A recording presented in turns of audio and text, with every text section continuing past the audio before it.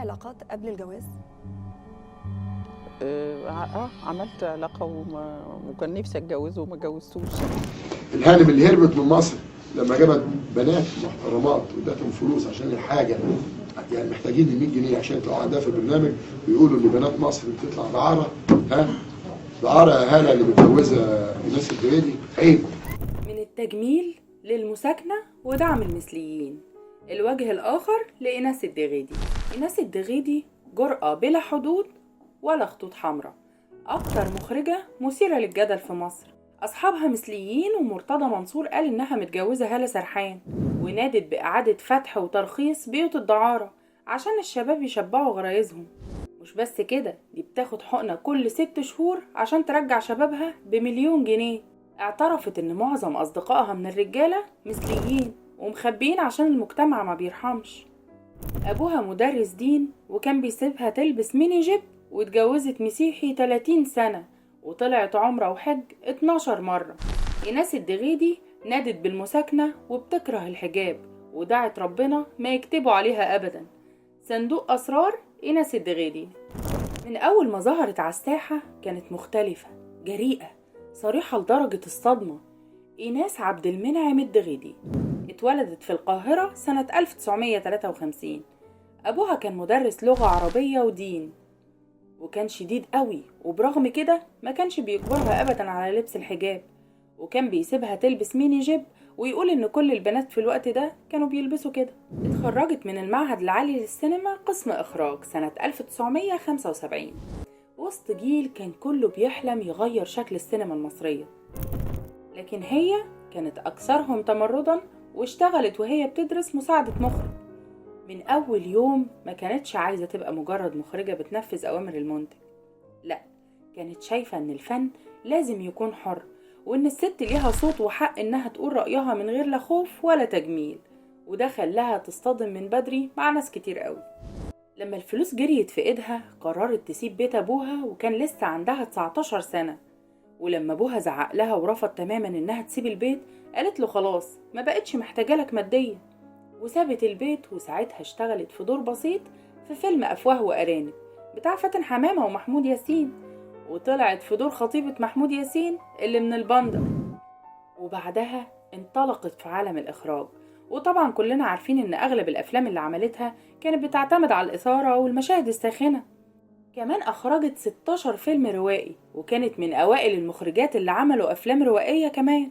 اقتحمت مجال الانتاج السينمائي وانتجت عدة افلام، وبقت عنوان للجرأة، زي استاكوزا ودانتيلا ومذكرات مراهقة وما تيجي نرقص. كل فيلم فيهم كان بيكسر تابو جديد، سواء في الكلام عن الجنس أو الحرية أو حتى الحب أو المجتمع. واللي كانت شايفة أنه بيكتم أنفاس الست وبيحاسبها على كل حاجة، وفي كل مرة كانت تدخل حرب جديدة مع الرقابة أو الجمهور أو النقاد، لكنها عمرها ما رجعت خطوة لورا. إيناس اتجوزت سنة 80 من دكتور أسنان اسمه نبيل معوض، وكان مسيحي وأشهر إسلامه عشان يتجوزها بعد 9 سنين حب. لكن إيناس بعد ما اتجوزوا بفترة صدمت كل أهلها، وقالت إن جوزها لسه مسيحي وما أشهرش إسلامه ولا حاجة، وإنه لما قال الشهادة قال أشهد أن لا إله إلا الله وأن عيسى وموسى ومحمد أنبياء الله. وبرغم زعل أهلها منها ومقاطعتهم ليها، إلا إنها عاشت معاه 30 سنة وخلفت منه بنتها الوحيدة حبيبة. واتطلقوا بعد ما بنتهم كبرت، لأن حسوا بالغيرة من نجاحها وما قدرش يتعايش معاه. إيناس الدغيدي من أكتر الناس المثيرة للجدل في تصريحاتها وأفلامها وفي حياتها الشخصية كمان. لو في مخرجة بتعرف تشعل السوشيال ميديا حتى قبل ما السوشيال ميديا تخترع، فهي إيناس. تصريحاتها دايما كانت نارية، اتكلمت عن الحرية الجنسية وعن حقوق الست وعن الزواج وعن الدين أحيانا بطريقة جريئة جدا، وده خلاها دايما في مرمى النيران. يمكن أشهر تصريحاتها كان عن الفنان تامر حبيب، لما شككت في رجولته وقالت تعالى لما اتجوزك عشان نبعد عنك الكلام. أما بقى في 2008 فأثارت الجدل بتصريحها اللي طلبت فيه إنهم يعيدوا فتح وترخيص بيوت الدعارة في مصر، وقالت إن ده لصالح الشباب والبلد، ودفعت كمان عن الأفلام الإباحية، وقالت ما ينفعش تمنع لأن الحرمان بيولد الانفجار. صراحة ما شفتش أغرب منك يا إيناس. لحد ما مرتضى منصور فتح عليها النار وقال لك ايه، ايناس الدغيدي اتجوزت هالة سرحان بعد ما هالة خرجت بره مصر. لكن ايناس ضحكت وقالت دي اشاعة ومفيش حاجة من الكلام ده حصلت، وان نجاحها هو اللي بيخلي الناس تحدفها بالطول. كمان قالت ان هالة متجوزة بقالها 20 سنة، ومرتضى بتاع فرقعة وشو، وهو صديقنا ولازم يقول افيه. لكن من اكتر الحاجات اللي نرفزت الناس كان كلامها عن الحجاب، لما قالت مستحيل ادي دور البطولة لواحدة محجبة، وان الحجاب بقى موضة وانه مش فرض، وانا مش مقتنعة باي ممثلة بتلبسه. وطالبت كمان بمنع حنان ترك وحالة شيحة من التمثيل خالص، وده بعد ما لبسوا الحجاب. ولما اتسألت هل ممكن تتحجبي في يوم، قالت بعد الشر عني، ربنا ما يكتبها عليا ابدا. اما بقى عن علاقتها بربنا، فقالت انها من بيت ديني وعملت 12 عمرة وحجت، وانها بتصوم وتصلي بس مش ملتزمة قوي. وقالت انها كلمت ربنا في حلم وقالت له يا رب، في حاجات من الانبياء بيقولوها مش مقتنعة بيها، فلو انا غلط سامحني، عقلي مش قادر يجيبها. وقالت ان بعدها حلمت انها شافت روحها وهي بتطلع السما. مش بس كده، دي قالت شفت جسمي منصهر وعروقي باينة وروحي بتطلع قدامي، وحسيت ان جسمي ممكن يروح لكن روحي هتفضل في الكون ده. كملي كملي يا ايناس. ايناس لما اتسألت عن المثليين ورأيها في المثلية، قالت انا مش ضدهم وماليش دعوة بحياتهم، دي حرية شخصية. لكن احنا دايما في مجتمعاتنا بنحب نحاسب الناس، وان كل انسان مسؤول عن اختياراته. لحد ما صرحت لنا تصريح جريء من بتوعها وقالت ان كان ليها صديق مثلي عايش برا مصر، طلب انه يتجوزها، بس مش بدافع الشهوة ولا المتعة، هو كان بيدور على رفيقة حياة. واضافت كمان انها كانت فاهمة طبيعته كويس جدا، وقال لها بصراحة لو مش فارقة معاكي انا مستعدة اتجوزك. لكنها رفضت بعفوية وقالت له بهزار، لا يا حبيبي ما ينفعش، الجواز بالنسبة لي لازم يكون مع راجل طبيعي. ورفضت بشياكة، واعترفت ان كتير من اصدقائها الرجالة مثليين ومخبيين عشان المجتمع ما بيرحمهمش.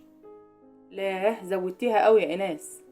مش بس كده، دي قالت كمان انها بتحب تقرأ الفنجان من وقت للتاني، مش عشان تصدقه، لكن لانها بتحب تسمع كلام يديها طاقة انها تحقق اللي اتقال. وقالت انا مؤمنة ان اللي بيتقال في الفنجان مش هو اللي بيحصل، انا اللي بخليه يحصل. وحكت واقع غريبة لما واحدة قالت لها في تليفون هدية جاي في الطريق، قالت في نفسها يعني ايه الهبل ده، وبعدها بأيام لقت فعلا تليفون هدية وصل لها. اما بقى الحقنة اللي بيتكلموا عنها، ففي حلقة من حلقات برنامجها اتكلمت عن تجربة غريبة جدا عاشتها، واللي خلت ناس كتير قوي تتكلم عنها بعدها. تجربة حقنة الخلايا الجذعية اللي اتقال انها بتخلي الست ترجع لشبابها تاني. الحقنة دي بتاخدها كل 6 شهور في دولة عربية علشان ترجع شبابها زي زمان. وطبعا الكلمة دي نزلت كالصاعقة على الجمهور، لكن ايناس قالت انها اخدت الحقنة دي اول مرة كعلاج مش تجميل. لما جالها كورونا رجليها بدأت توجعها جدا وخصوصا الركبة، فالدكتور قال لها ان العلاج بالخلايا الجذعية ممكن يساعد، وراحت لدكتور اوكراني في دبي وبدأ معاها العلاج. قالت كمان ان الدكتور لما خد منها الخلايا قسمها على 3 ايام، يوم للركبة ويوم للوش ويوم للعضل. يعني الحقنة كانت ليها استخدامات علاجية وجمالية في نفس الوقت. واللي صدم الجمهور فعلا مش تفاصيل الحقنة لكن سعرها. الناس قالت بالحرف الحقنة دي بتوصل ل400,000 دولار، يعني 1,000,000 جنيه في الوقت ده. جرأة ايناس ما وقفتش لحد كده، دي كمان صرحت انها شايفة ان عادي ان الممثلة تظهر نص عريانة او يمكن عريانة خالص في الافلام، ولو الرقابة وافقت. وقالت كمان انها مش ضد ان الراجل والست يعيشوا مع بعض من غير جواز طالما قدروا يواجهوا الناس بده، وانها مع المساكنة. وطبعا آرائها دي كانت واضحة جدا في أفلامها الجريئة زي لحم رخيص وزمن الممنوع وقضية سميحة بدران. الحقيقة كل أفلام الدغيدي اترفضت من الرقابة، كلها أفلام بتحس على حاجات كده يلا مفيش داعي.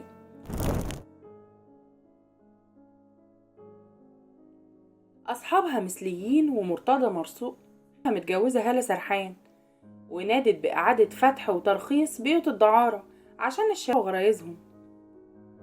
مش بس كده، دي بتاخد حقنة كل 6 شهور عشان ترجع شبابها ب1,000,000 جنيه. اعترفت ان معظم اصدقائها من الرجال مثليين ومخبيين عشان المجتمع ما بيرحمش.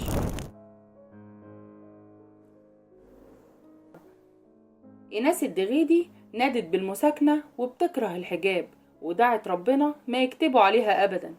صندوق أسرار إيناس الدغيدي.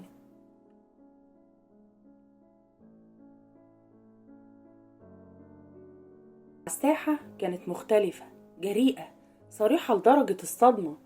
إيناس عبد المنعم الدغيدي اتولدت في القاهرة سنة 1953.